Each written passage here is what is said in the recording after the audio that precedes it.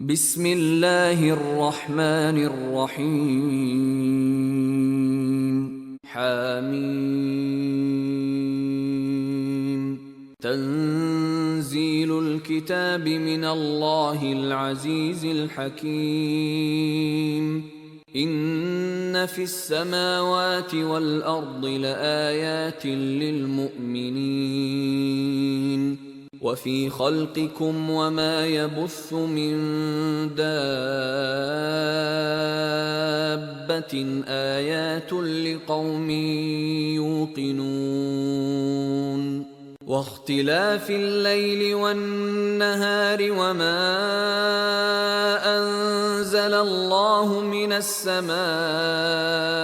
من رزق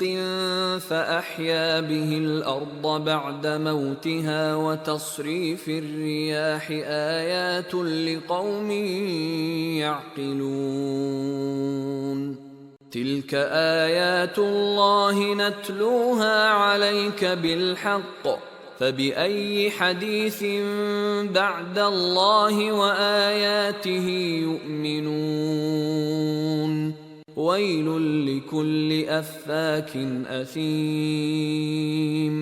يسمع آيات الله تتلى عليه ثم يصر مستكبرا كأن لم يسمعها فبشره بعذاب أليم وإذا علم من آياتنا شيئا اتخذها هزوا أولئك لهم عذاب مهين من ورائهم جهنم ولا يغني عنهم ما كسبوا شيئا ولا ما اتخذوا من دون الله أولياء ولهم عذاب عظيم هذا هدى والذين كفروا بآيات ربهم لهم عذاب من رجز أليم الله الذي سخر لكم البحر لتجري الفلك فيه بأمره ولتبتغوا من فضله ولعلكم تشكرون وسخر لكم ما في السماوات وما في الأرض جميعا منه إن في ذلك لآيات لقوم يتفكرون قل للذين آمنوا يغفروا للذين لا يرجون أيام الله ليجزي قوما بما كانوا يكسبون من عمل صالحا فلنفسه ومن أساء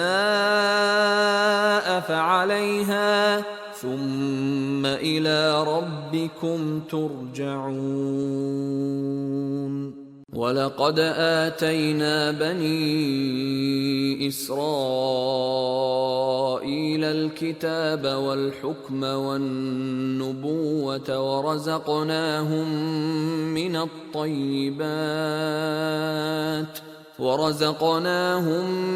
الطيبات وفضلناهم على العالمين وآتيناهم بينات من الأمر فما اختلفوا إلا من بعد ما جاءهم العلم بغيا بينهم إن ربك يقضي بينهم يوم القيامة فيما كانوا فيه يختلفون ثم جعلناك على شريعة من الأمر فاتبعها ولا تتبع أهواء الذين لا يعلمون إنهم لن يغنوا عنك من الله شيئا وإن الظالمين بعضهم أولياء بعض والله ولي المتقين. هذا بصائر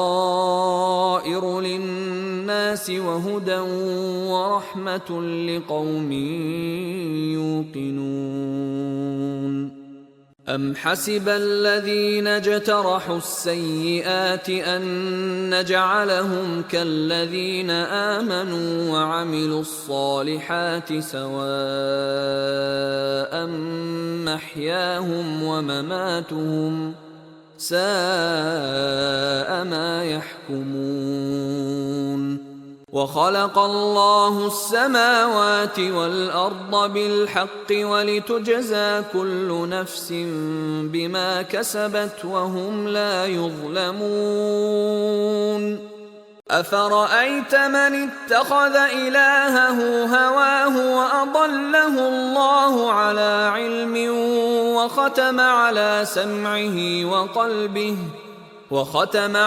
سمعه وقلبه وجعل على بصره غشاوة فمن يهديه من بعد الله أفلا تذكرون. وقالوا ما هي إلا حياتنا الدنيا نموت ونحيا وما يهلكنا إلا الدهر وما لهم بذلك من علم إن هم إلا يظنون. وإذا تتلى عليهم آياتنا بينات ما كان